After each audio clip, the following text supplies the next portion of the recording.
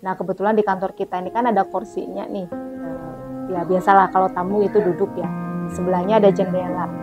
Karena kondisinya lagi kumat-kumatnya disebutnya, jadi beliau tuh sampai pegangan besi di jendela itu loh, biar bisa duduk firm kayak kita duduk biasa itu.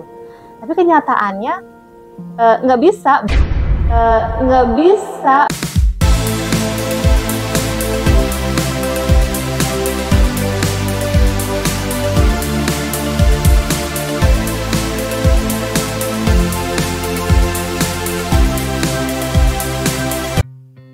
Hai, assalamualaikum warahmatullahi wabarakatuh.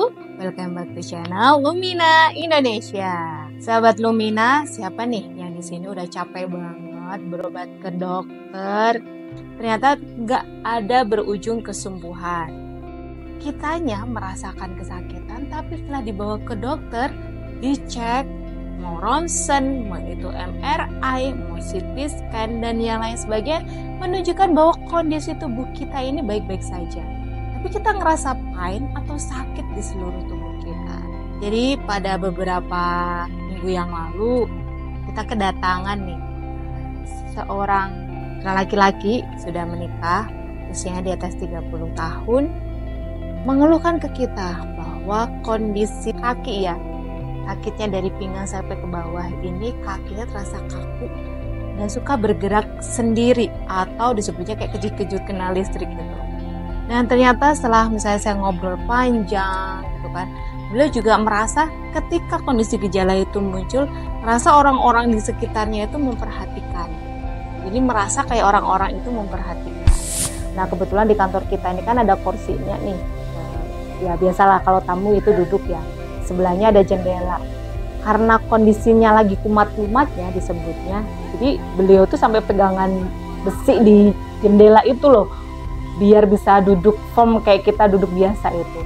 Tapi kenyataannya nggak bisa. Beliau ibaratnya kayak duduk ke bawah kayak loncat gitu loh, kayak apa ya, mau apa ya, bolak-balik loncat gitu. Karena memang kakinya jadi dan kaku banget, jadi nggak bisa ditekuk gitu. Bayangin aja, nggak bisa ditekuk karena dia memaksa, akhirnya sakit kan di pinggangnya.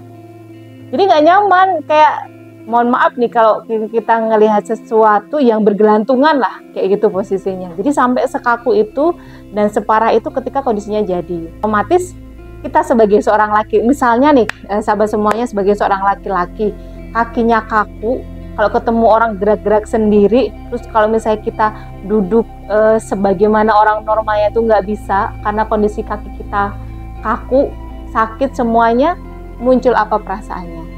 Pastilah merasa malu, merasa tidak becus, merasa nggak benar, minder, insecure, nggak mampu. Nah, semua perasaan itu semakin dirasa yang akhirnya membuat beliau nggak punya keberanian untuk keluar dari rumahnya. Padahal sebenarnya kalau dikomunikasikan aja kan nggak apa-apa ya, saya bilang gini, maaf ya kaki saya lagi jadi nih, lagi kaku kejut-kejut nih.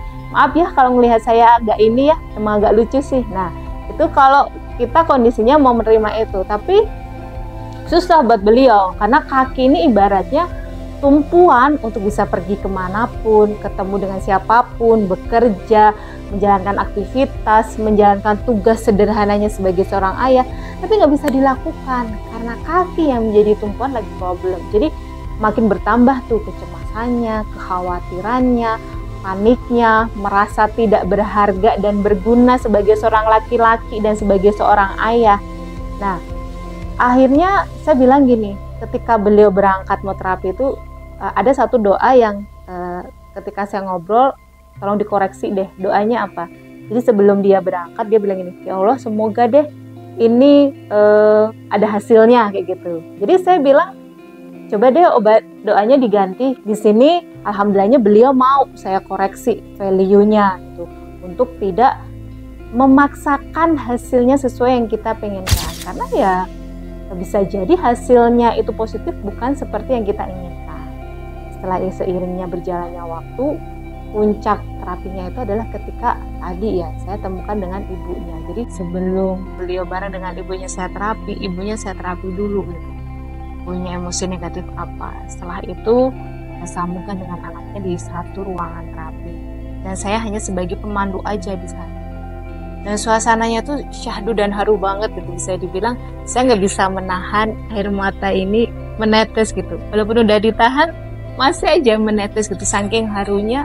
Kenapa? Saya ngelihat bagaimana seorang ibu ketika dulu waktu kecil dia tidak berhasil memberikan masa kecil yang bahagia untuk anaknya.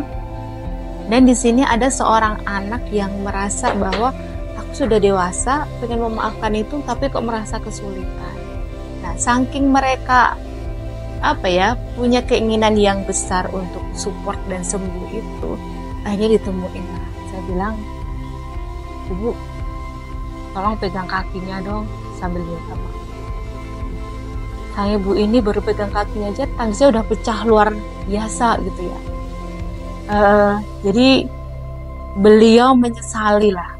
Beliau minta maaf atas semua kesalahan masa lalu, masa kecil yang tidak pernah dia berikan kebahagiaan untuk anak. Entah itu membanding-bandingkan, menilai anaknya rendah, lalu memaksa dengan anak-anak, terus menyalahkan anak-anak, memaksa mereka bertanggung jawab. Itu kan kondisi-kondisi yang harusnya tidak dilakukan ya untuk anak-anak. Tapi tidak semua orang tua memahami itu. Di masa lalu yang tidak disadari, yang akhirnya menyebabkan kondisi anaknya sekarang punya kondisi gangguan fisik ya, psikosomatis. Beliau minta maaf gitu sambil Masya Allah nangis banget gitu ya. Haru banget lah suasananya saat itu. Dan momen paling mengharukan lagi adalah ketika proses itu selesai, sekalian saya minta duduk berhadapan dengan ibunya, minta pegang tangan dan saling memaafkan. Saya bilang, silahkan sampaikan selama ini perasaannya ke ibunya, diungkapkan, ibunya juga mengungkapkan dan lain sebagainya. Akhirnya mereka berpelukan gitu, dan berpelukannya haru banget gitu, nangis luar biasa. Di sini saya posisinya sepanjang saya terapi, saya hanya melihat terpaku dengan kejadian.